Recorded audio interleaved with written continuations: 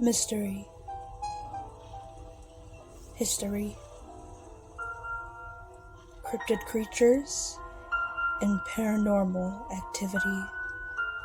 This is the Creeps and Crawls Mystery Hour podcast, and I'm your host, Creeps. Today, we're going to talk about the Axeman of New Orleans.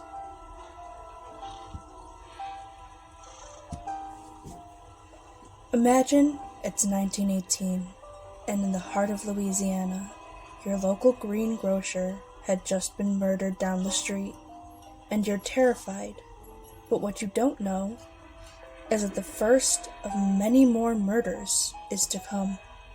Though, in 1911, another series of murders had happened, and they had not caught anyone in relation to these murders. So, it is believed that this may be the very same killer. On May 23, 1918, an Italian grocer by the name of Joseph Maggio and his wife Catherine had their throats slit with a straight razor, then bashed their heads in with an axe while they were sleeping in their beds. Joseph had survived for a few hours after the brutal attack, only to die from his wounds later on. And Catherine? Her head was nearly severed, and she did not survive long after her attack.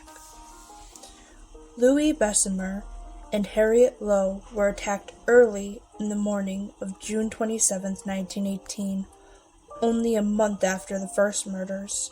Bessemer was hit with a hatchet in the back apartment of his grocery store on his right temple, and that resulted in a skull fracture.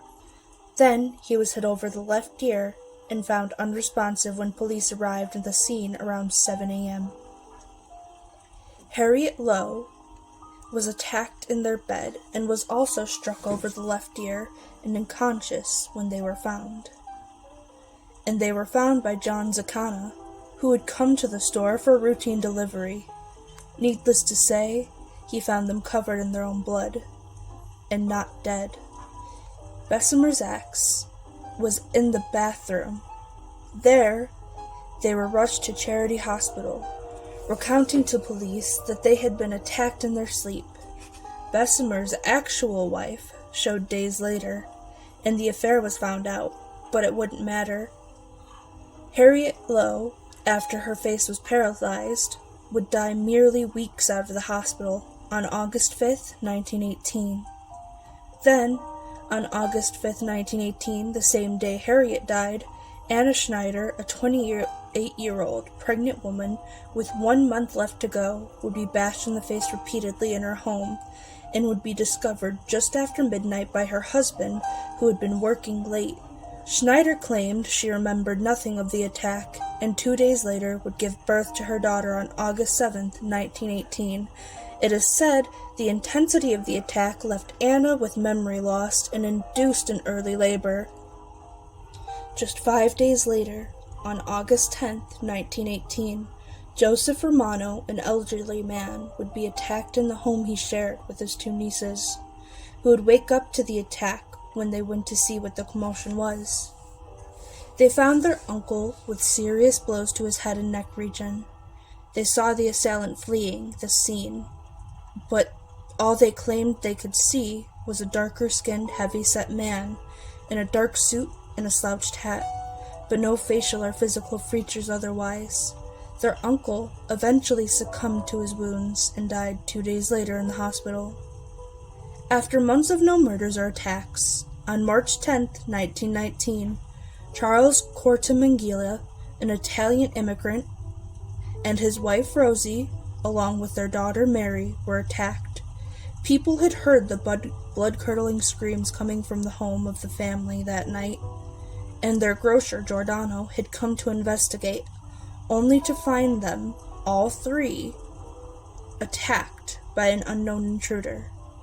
Rosie was standing in the doorway with a serious head wound when he arrived, clutching the lifeless body of their daughter, whom they pronounced dead on scene. Charles laid on the floor bleeding profusely. They were both rushed to Charity Hospital, and both had suffered skull fractures. They found the axe on the back porch, and Rosie, when she woke, claimed that Giordano and his 18-year-old son were the attackers. But it was impossible, as Giordano was in too poor of a condition to have wielded the axe, and his son was too large to have fit in the doorway of the home. So they were ruled out, and her husband denied the claims of his wife. Yet they were charged with the murders, despite the only evidence being Rosie's claim. Giordano's son was sentenced to death and to hang, while he himself was sentenced with life charges. Charles later divorced Rosie, and she later rebuked her claim, and Giordano and his son were released. On August 10th, nearly 4 months later, the killer struck again, attacking Steve Boca in his bedroom whilst he slept. He woke during the attacks and chased his attacker to the street, where he noticed his head had been cracked open. He ran to his neighbor's house and collapsed. He later suffered from memory loss, but did survive. On September 3rd, my birthday, of 1919, a little less than a month later, Sarah Leumann was attacked. Neighbors had come to check on the young woman and broke in when she did not answer, worried for her well-being. They discovered her unresponsive on her bed with severe head wounds. The window was open, and that is where the attacker was presumed to have broken in. She was also oddly missing several teeth, and at 19 years old, that was unusual. She did, however, recover, but was suffering from memory loss and could not recall the attack. On October 27th, 1919, the last of the Axeman's attacks occurred. Mike Pepitone was murdered in his home. His wife was awakened by the sound of the noise in the home. They had been sleeping in separate bedrooms, and she arrived to the door of his room as a large man wielding an axe scoured away. Mike had been struck in the head and was covered in his own blood, as well as his room. He was dead on scene, and is known as the last of the alleged Axeman murders.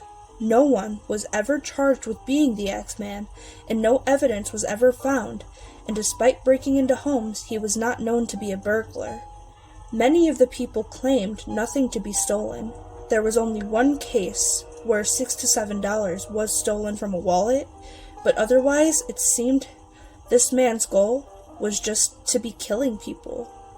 There are very few suspects of who it could have been, and popular belief suspects it as Joseph Mumfree, but that was never to be proven, as well as the prior murders in 1911 that were never actually connected to the Axeman.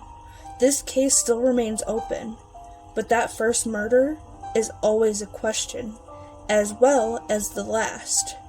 Who was the Axeman? What was his motive? And will we ever know? Comment down below.